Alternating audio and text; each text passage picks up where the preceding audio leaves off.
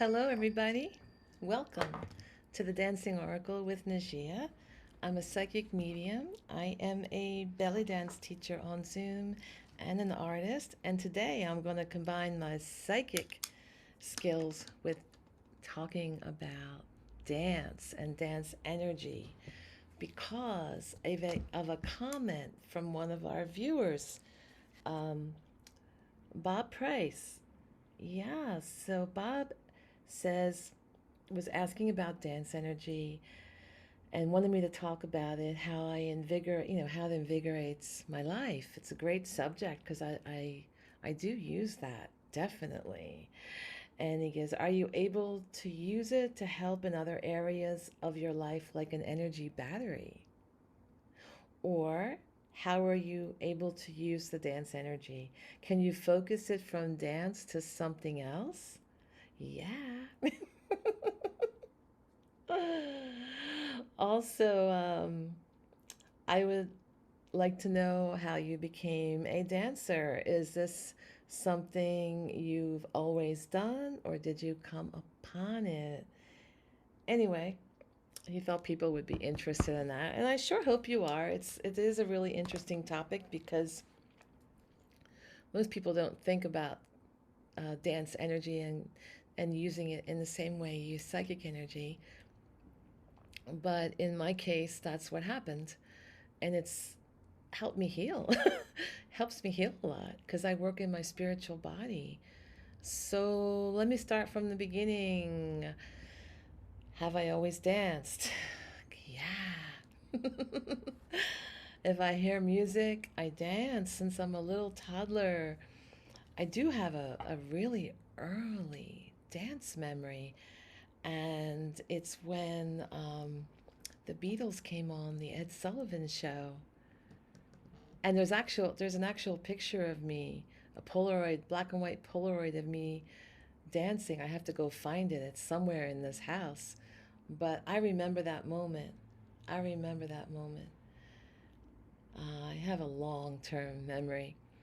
Yeah, because of the excitement, I could just feel it. It just got in me. I just want to dance, and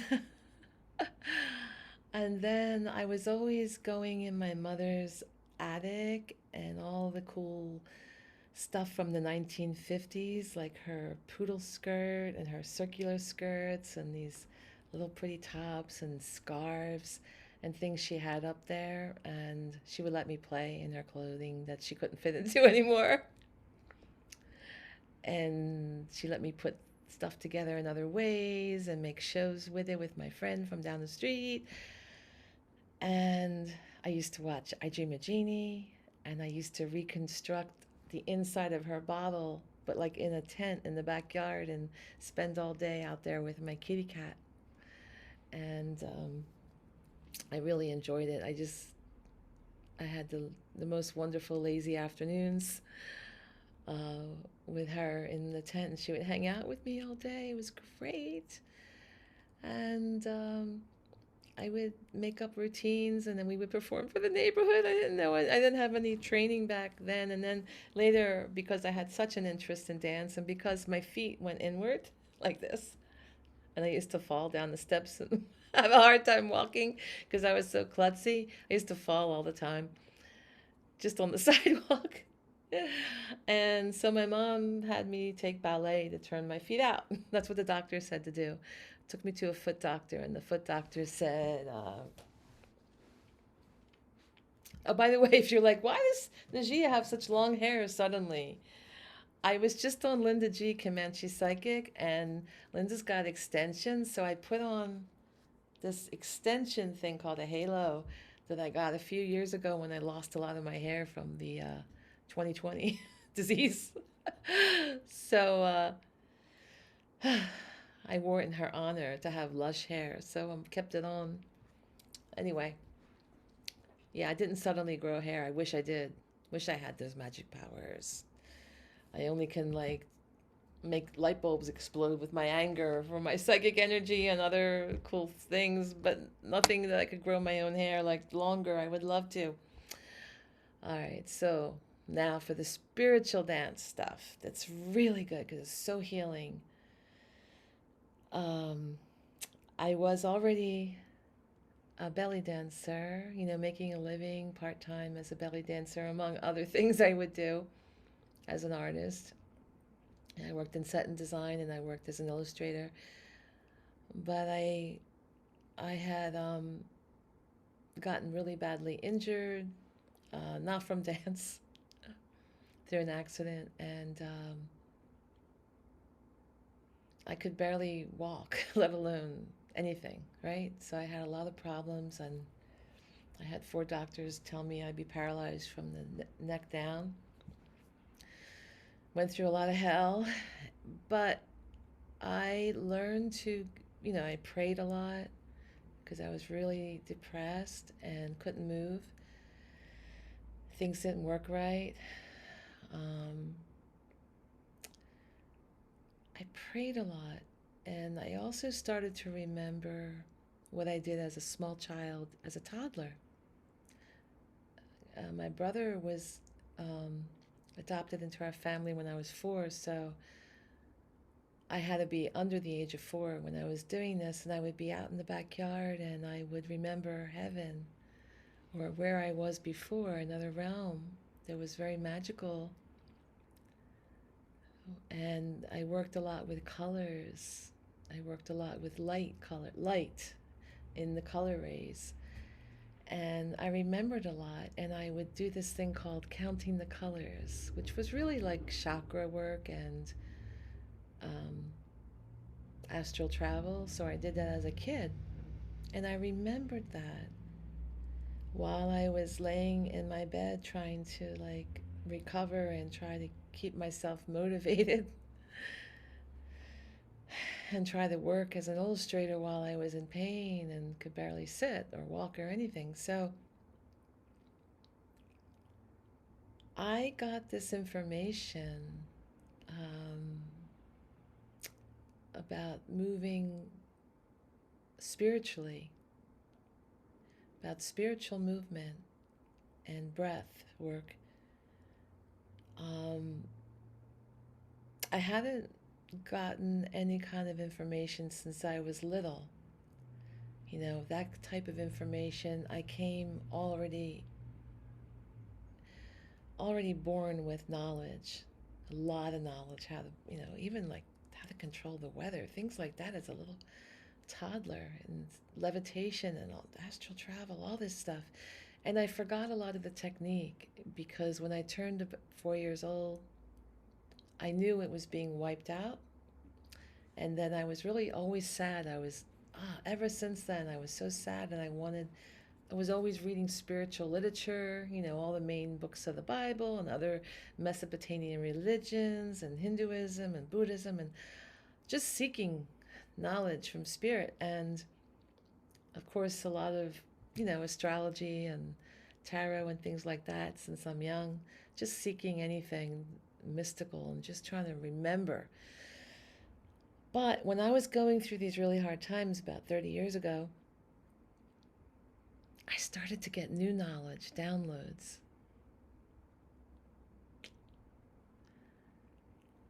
And I would follow the advice from the downloads, and it would help me heal. I would do it lying down at first, and I'd start to remember some things and get new information. And then I would do it while I was dancing. So before I would dance or while I was dancing, I started to channel new information in about movement and moving in a whole nother way, because it wasn't moving from muscular skeletal, or the mind even. It was really just tapping into spirit and the light energy in the body. And I came up with a whole system. And actually, it took a long time because it wasn't until later when I re injured myself through overdoing it and a million other things, and that knowledge came in a deep way, maybe 10 years later, right? And I got a lot of information, a lot of information. And it is very much like Bob said, like using it like a battery. You know, I learned to work with like heaven and earth energies, and more of the earth energies are like a stored battery, and then the heaven energy is like taking things in from the stars, right? And bringing it, you know, and working through the whole body, but mostly the upper chakras, and the lower chakras would be more the stored battery energy, but it really goes all over. But I can play with it. And then I started noticing if I worked on a particular chakra for a while, if I just focused on one area, one chakra, and would do my belly dance from that particular chakra, not only would that area heal for me physically, right? Physically, but my outer landscape would heal in relation to that chakra point or those chakras that I was working on. So, for instance, I'm working on root chakra, right? That's your survival, that's your power, that's where you have fear, you know, and that's where there's a lot of control issues and involving people who are controlling in your life, things like that. So it was really interesting when I devoted an entire month and worked in depth on that chakra, because I said, I'm going to focus on that. They would even like cover the floor in red veils, like just in parts of the wall in red veils, just to get into the mood and work within that color and drink red drinks before my dance meditation. And it was so interesting when I did that because the people in my life who were representing that color, you know, the people I had trouble with in my life with the control issues that were very controlling and mean my whole life, suddenly this dance of energy affected them. It was so incredible. The people that were mean and harmful and bullying opened up, and one of them said she loved me. That's my sister, who always said she hated me and used the F word constantly every other sentence my whole life. And she had kind of a meltdown and opened up her heart and stuff, like, and let go of her power and control, and disclosed that she wanted to have a relationship with me. It was amazing. You know, everything is a dance of energy. So when I let go of my, you know, and I'm just leaving everything to spirit, because I'm delving deeply into this dance meditation, this dance alchemy, right? I'm following my channeled guidance and creating a new movement vocabulary based on this energy. Found it extremely healing. So then I started teaching it to my students, but I thought the root chakra was a little intimidating for people because we have sensual or either things down there and other things down there that might be a little too much to start with for someone coming into my experimental class. So I just realized I can adjust the sound here so it's better for you, so you don't hear the background. Okay, hopefully you hear me better now. So, and you don't hear cars and stuff in the background, zooming down the street. So I taught the heart chakra to my students because that's the gateway between heaven and earth energy. And the heart chakra is not intimidating, right? Like the root chakra can be with its power and control issues and survival. So I taught certain areas of the heart chakra because I got a lot of channeled information about it. And I was teaching mainly belly dance movement, but it was in a whole different foundation. And I had to pick and choose the students who I would let into the class and told them I'm doing an experimental class.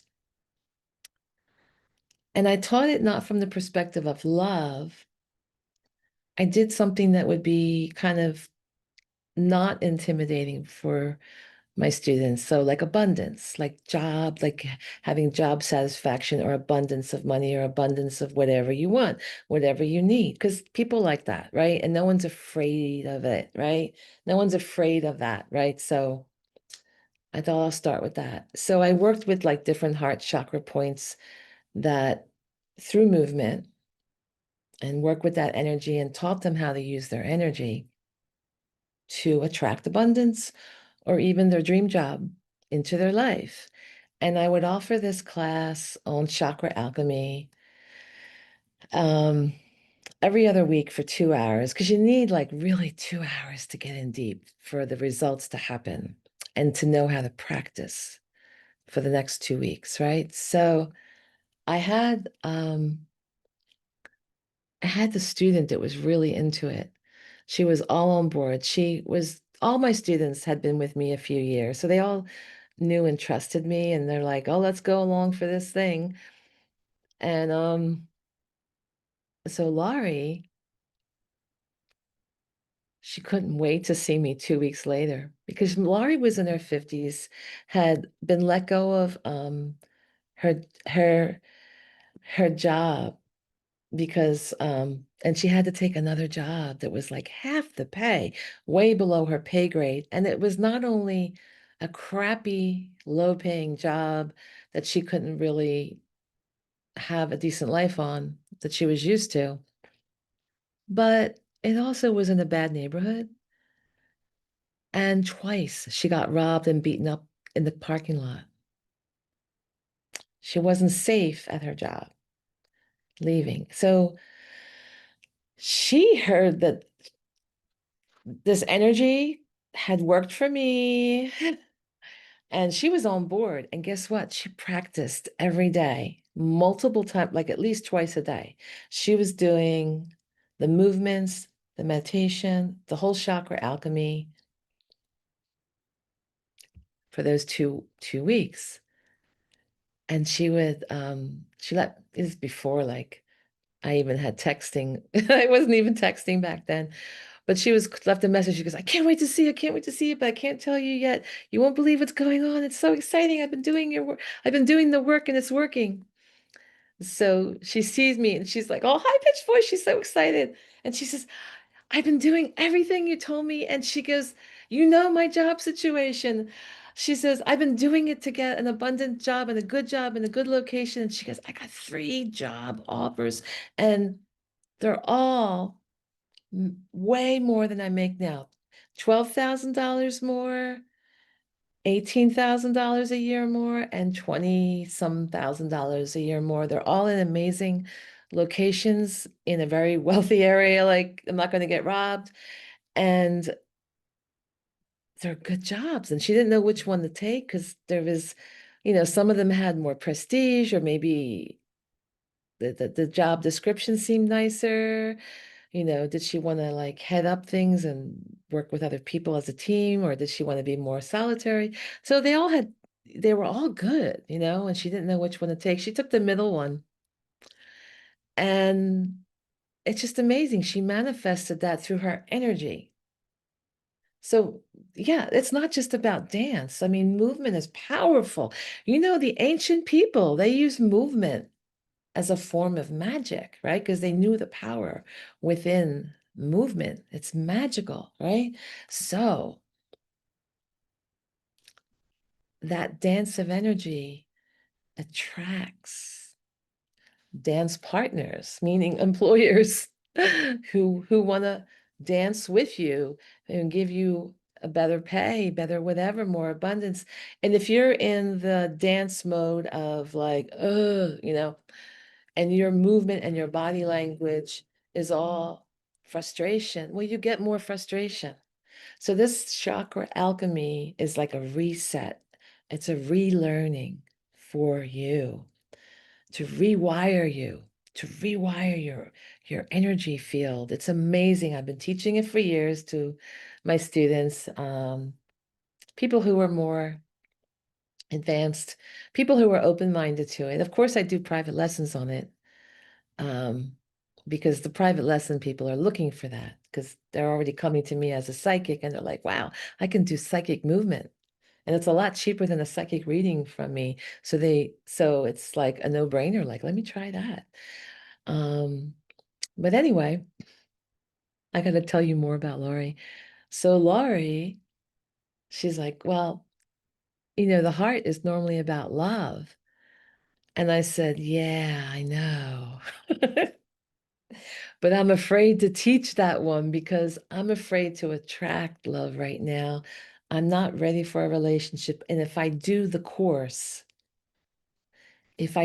course with you, then I'm going to be energetically putting myself in a situation I'm not prepared to handle because I really wanted to be alone. I've been through a lot of trauma. I want to be alone. I'm liking the alone thing. All right.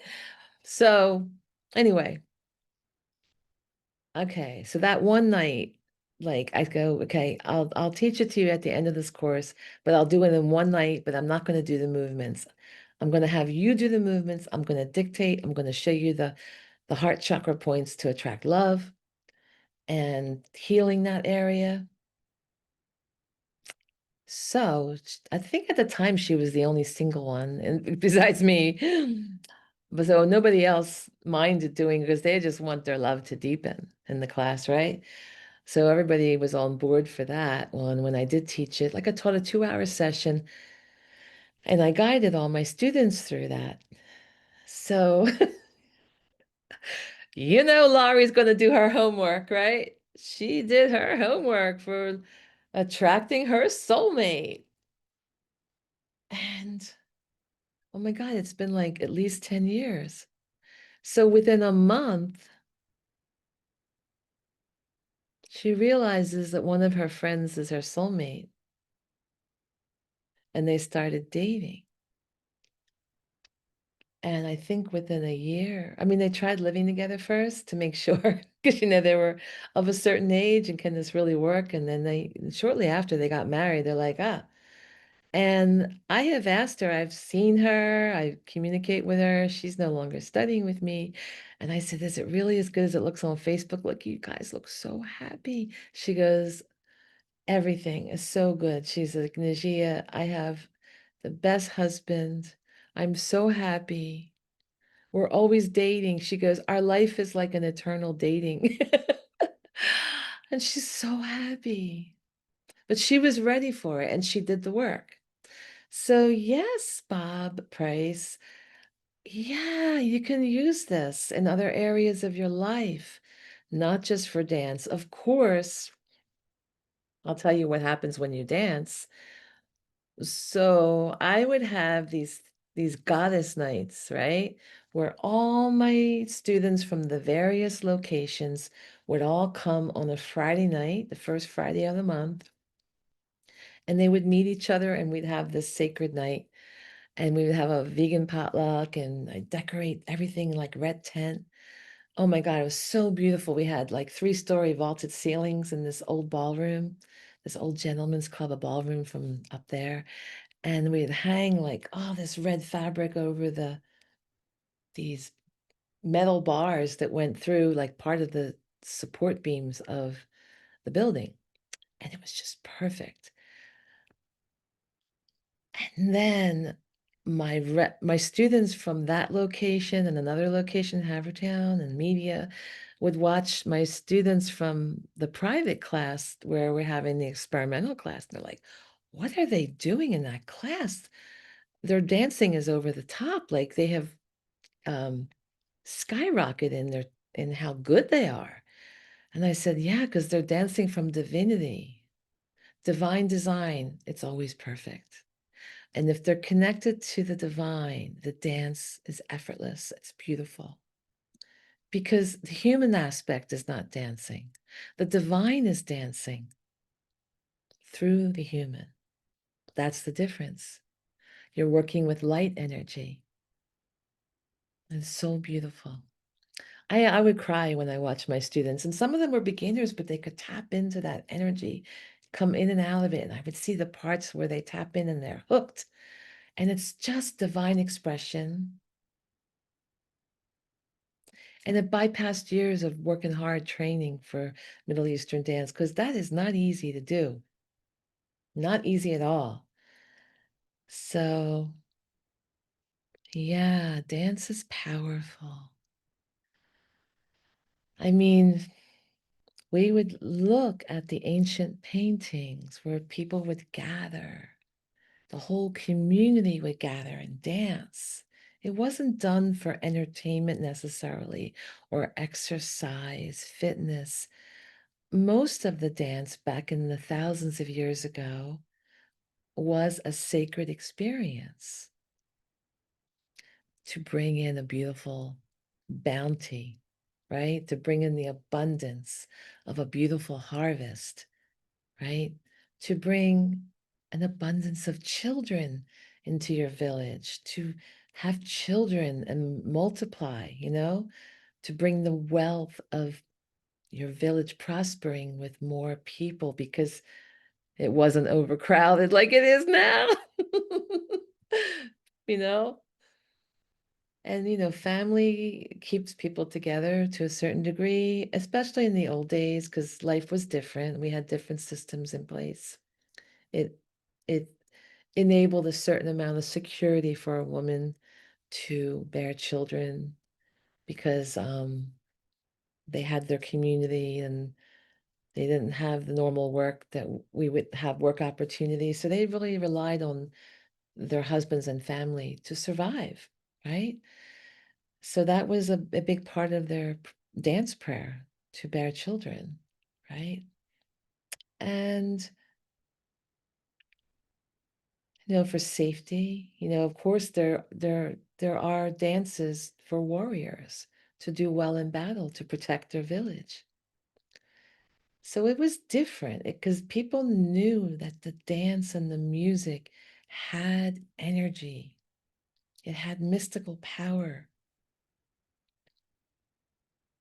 It affects the outer world. What you do in here affects the outer landscape. Any work you do within affects your outer landscape. And it's a beautiful thing. So thank you for joining me. And tune in and say hello on Linda G, Comanche Psychic. Watch my video with her that premiered on August 1st. It should premiere August 1st. If not, it will premiere August 2nd. All right. And say hi to me in her comments and hop over to her channel and join as well. And I'll keep doing more videos.